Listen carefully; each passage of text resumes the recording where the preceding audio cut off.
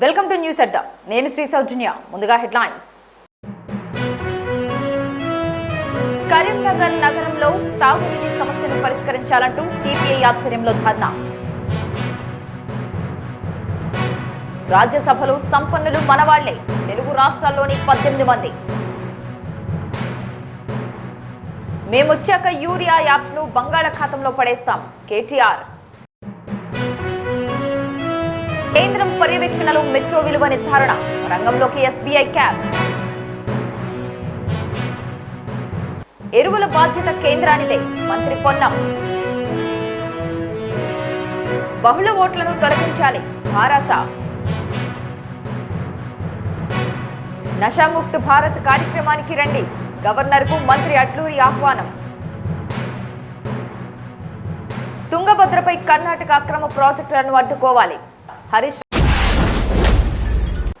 ఇక వివరాల్లోకి వెళ్తే, కరీంనగర్ నగరంలో తాగునీటి సమస్యను తీర్చాలంటూ సిపిఐ పార్టీ ఆధ్వర్యంలో కరీంనగర్ మున్సిపల్ కార్పొరేషన్ ఎదుట ధర్నా కార్యక్రమం నిర్వహించారు.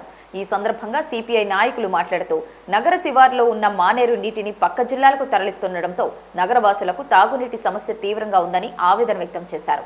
ఇటీవల కరీంనగర్ కార్పొరేషన్లో విలీనమైన గ్రామాల కుంటలు, చెరువులు రియల్ ఎస్టేట్ చేతిలో కనుమరుగైపోయి భూగర్భ జలాలు అడుగంటి మంచినీటికి తీవ్ర ఇబ్బందులు ఎదురవుతున్నాయన్నారు. నగరవాసులకు పక్కనే మానేరువాగు ఉన్న తాగునీటి సమస్య తప్పడం లేదంటూ వాపోయారు. ప్రస్తుతం వర్షాకాలం ఆరంభమైన సరైన వర్షాలు కురవకపోవడంతో నగరవాసులు ట్యాంకర్లతో నీళ్లు తెప్పించుకునే పరిస్థితి నెలకొందన్నారు. నగర ప్రజల తాగునీటి సమస్యను తీర్చలేక పాలకవర్గం వెంటనే రాజీనామా చేయాలంటూ పెద్ద ఎత్తున నినదించారు.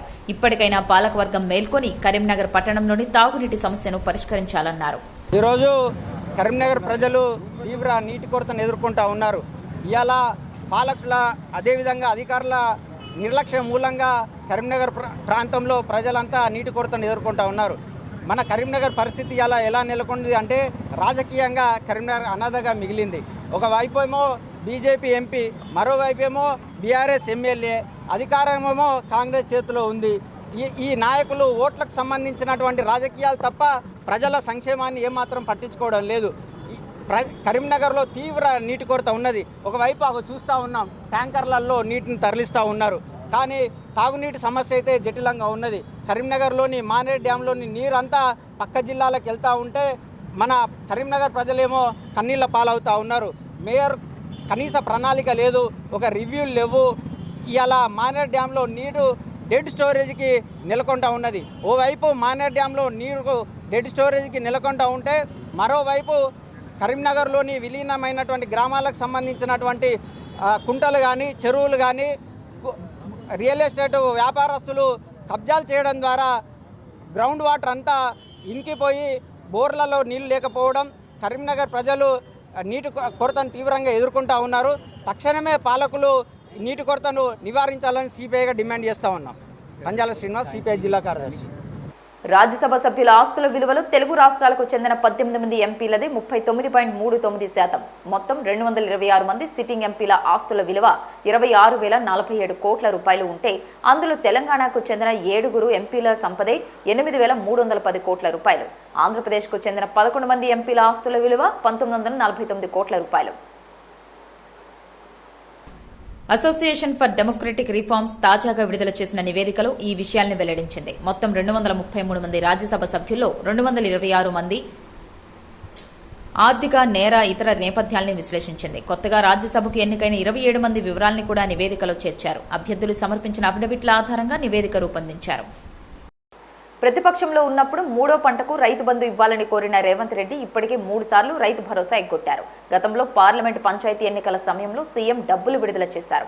ఈ నెల 30న మళ్లీ విడుదల చేస్తున్నారంటే ఏవో ఎన్నికలు ఉన్నాయని అర్థం చేసుకోవచ్చు అని బారాస కార్యనిర్వాహక అధ్యక్షుడు కేటీఆర్ పేర్కొన్నారు. తమ పార్టీ మళ్లీ అధికారంలోకి వచ్చాక యూరియా యాప్ను బంగాళాఖాతంలో పడేస్తామన్నారు. బారాస హయాంలో కేసీఆర్ 11 సార్లు రైతు బంధు రూపంలో 73,000 కోట్ల రూపాయలను అన్నదాతల ఖాతాల్లో వేశారన్నారు. గత 2.5 ఏళ్లలో సీఎం రేవంత్ రెడ్డి 72 సార్లు ఢిల్లీ వెళ్లొచ్చినా పైసా తెచ్చింది లేదన్నారు. బుధవారం ఖమ్మం జిల్లా సత్తుపల్లిలో మాజీ శాసనసభ్యుడు సండ్ర వెంకట వీరయ్య అధ్యక్షతన సర్పై బారాస బూత్ లెవెల్ ఏజెంట్లు, ముఖ్య కార్యకర్తలకు శిక్షణ ఏర్పాటు చేశారు. కార్యక్రమంలో కేటీఆర్ మాట్లాడుతూ బారసకు అవకాశం ఇవ్వకుంటే విశ్రాంతి తీసుకుంటానని ఎన్నికల ప్రచారంలో కేసీఆర్ బాహాటంగానే చెప్పారు. ఆయన మాటలు వినకుండా కాంగ్రెస్ ను గెలిపించినందుకు నష్టపోయిందెవరో అందరూ ఆలోచించాలి. కాంగ్రెస్ ప్రభుత్వం బోనస్ ను 7 రకాల వడ్లకు కుదించింది. భవిష్యత్తులో అది ఉండదేమో మరి. కొనుగోలు కేంద్రాల్లో గన్నీ సంచులు ఇచ్చే దిక్కులేదు. కాంగ్రెస్ పాలనలో ఎగవేతలు కూల్చివేతలు తప్ప ప్రజలకు ఒరిగిందేమీ లేదు. 1 కోటి మంది మహిళలను కోటీశ్వర్లను చేయడం అటుంచి ఎన్నికల హామీ ప్రకారం మహిళలకు 2,500 రూపాయల చొప్పున బ్యాంకు ఖాతాల్లో జమ చేస్తే నేను రాజకీయాల నుంచి తప్పుకుంటా. ముఖ్యమైన శాఖలన్నీ ఉమ్మడి ఖమ్మం జిల్లాలోని 3 మంత్రుల చేతిలోనే ఉన్నా వారితో జిల్లా ప్రజలకు ఒరిగిందేమీ లేదు అని విమర్శించారు. మాజీ మంత్రి పువ్వాడ అజయ్ కుమార్, రాజ్యసభ సభ్యుడు రావిచంద్ర, ఎమ్మెల్సీలు తక్కళ్లపల్లి రవీంద్రరావు, తాతా మధుసూదన్, మాజీ ఎంపీ నామా నాగేశ్వరరావు, మాజీ ఎమ్మెల్యే మెచ్చా నాగేశ్వరరావు పాల్గొన్నారు.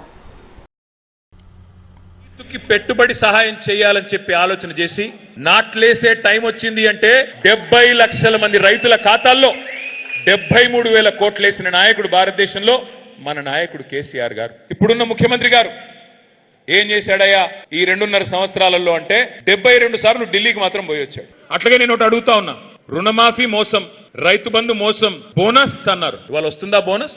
మొదలేమో వడ్లన్నిటికీ అన్నారు, తర్వాత లేదు సన్నాలు మాత్రమే అన్నారు. మొన్నటిదాకా 40 రకాల సన్నాలు అన్నారు, ఇప్పుడేమంటున్నారు 7 రకాలకు మాత్రమే. నేను చెప్తా ఉన్నా, ఇలా గుర్తుపెట్టుకోండి, ఆ 7 కూడా రాబోయే రోజుల్లో ఉండదు. అద్భుతంగా చేస్తామన్నారు కొనుగోలు. కొంటున్నారా ధాన్యం? కొనే పరిస్థితి ఉందా? కనీసం సంచీలు ఇచ్చే దిక్కు లేదు. ఎక్కడ పోయినాయి సంచులన్నీ? ఢిల్లీకి పోతున్నాయి, మూటలు పోతున్నాయి ఢిల్లీకి. రాష్ట్రంలో రైతు బంధు లేదు, కానీ ఢిల్లీలో రాహుల్ బంధు మాత్రం బాగా జరుగుతున్నది. 72,000 కోట్లు ఇక్కడ కేసీఆర్ గారు రైతులకు ఇస్తే 72 సార్లు ఢిల్లీకి పోయిన ముఖ్యమంత్రి గారు నిధులు తెచ్చింది లేదు, నిధులు ఇచ్చింది మాత్రం చాలా ఉంది. అక్కడ కప్పం కట్టకపోతే ఉంటుందా పోస్టు? ఊడిపోతుంది. అందుకే నెల పోవాలి, కప్పం కట్టుకోవాలి, రెన్యువల్ చేయించుకోవాలి, రావాలి. రెగ్యులర్ సీఎం కాదా ఆయన, రెన్యువల్ సీఎం. మెట్రో రైలు మొదటి దశ ప్రాజెక్టు విలువ నిర్ధారణ ఈసారి పూర్తిగా కేంద్రం పర్యవేక్షణలో జరగనుంది. మొదటి దశ ప్రాజెక్టు విలువ నిర్ధారణ, స్వాధీనానికి రుణ సేకరణ, 2వ దశ విస్తరణ, ఇతర అంశాలపై తిరిగి సమగ్ర అధ్యయనం చేయడానికి కన్సల్టెంట్ గా ఎస్బీఐ క్యాంపస్ ను ఎంపిక చేశారు. నియామకానికి సంబంధించి కేంద్రం నుంచి ఆదేశాలు వెలువడిన వెంటనే ఎస్బీఐ రంగంలోకి దిగే అవకాశం ఉంది. వచ్చే వారం నుంచి మదింపు ప్రక్రియ ప్రారంభిస్తామని సమాచారం.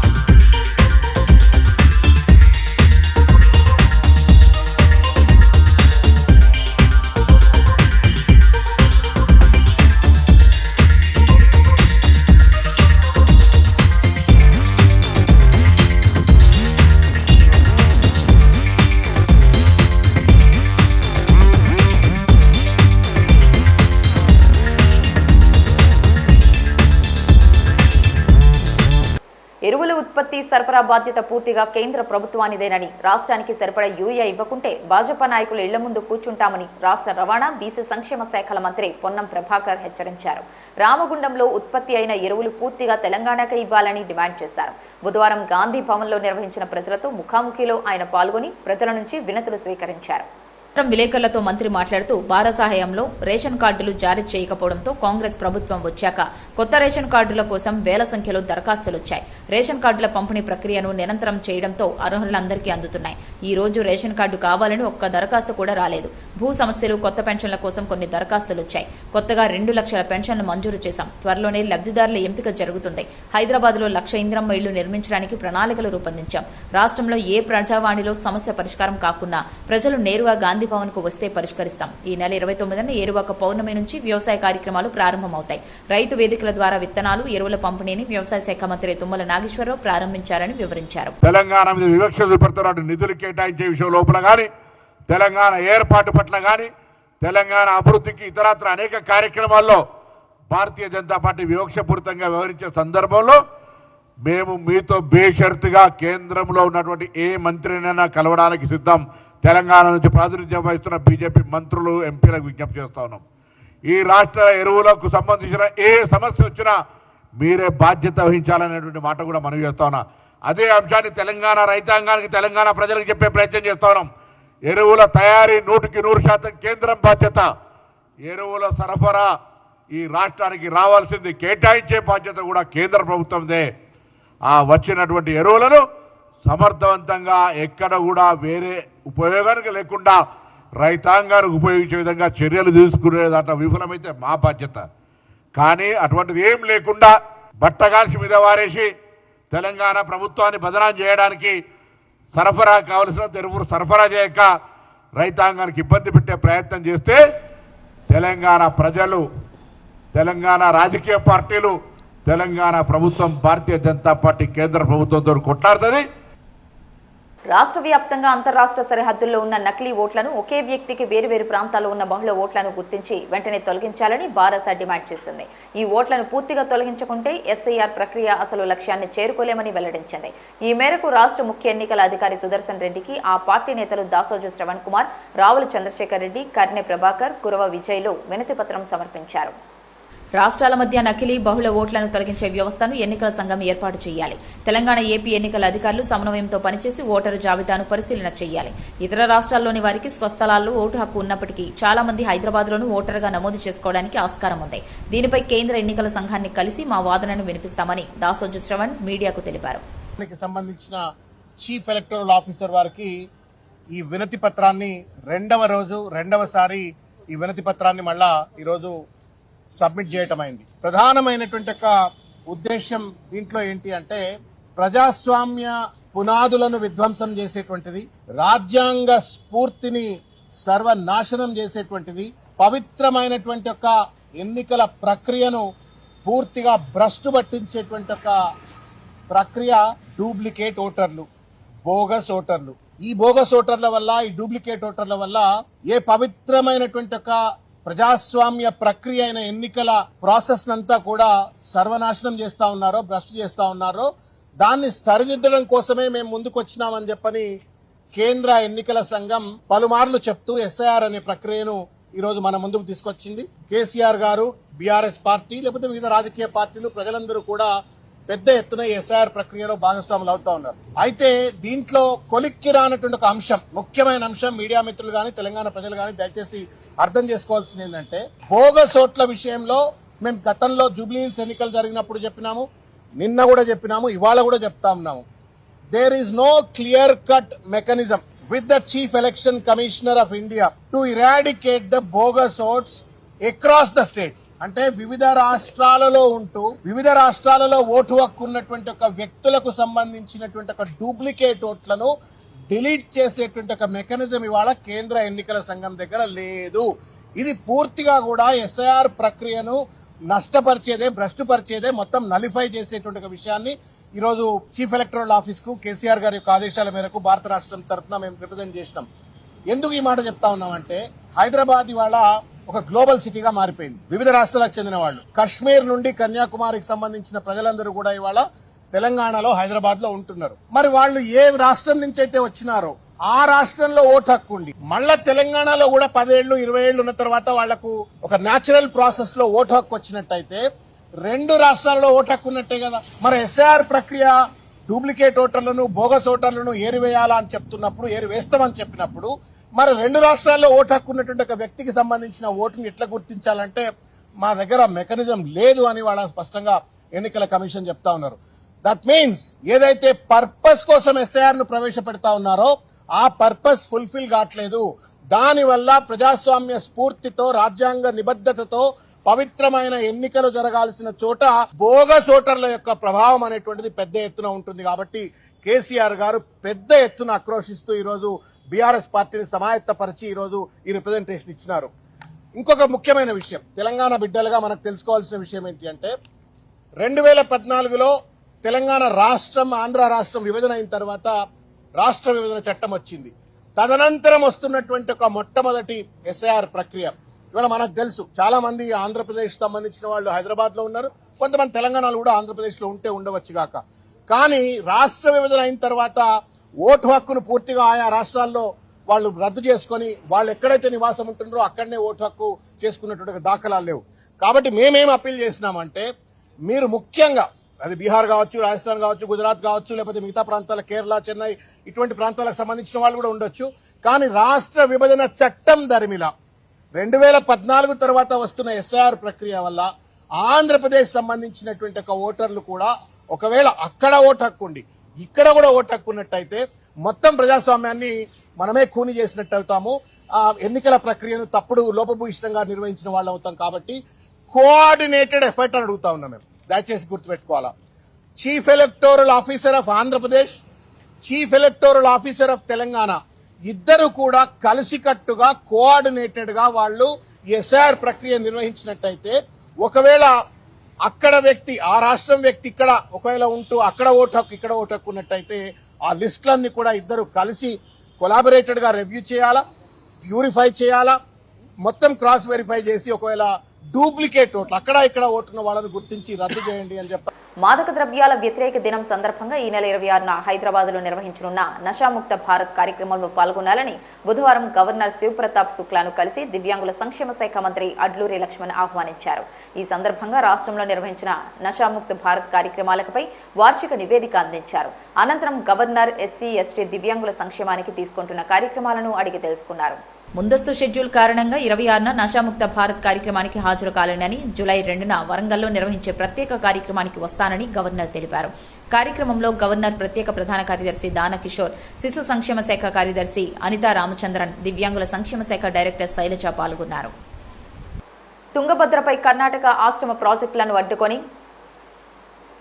ఆర్డీఎస్ తుమ్మిళ్ల భీమా ప్రాజెక్టుల ప్రయోజనాలను కాపాడాలని భారత శాసనసభ పక్ష ఉపనేత హరీష్ రావు కోరారు. తుంగభద్ర జిల్లాలో తెలంగాణ హక్కులను తాకట్టు పెట్టే కుట్రలను తక్షణమే విరమించాలని డిమాండ్ చేస్తూ సీఎం రేవంత్ రెడ్డికి బుధవారం ఆయన లేఖ రాశారు.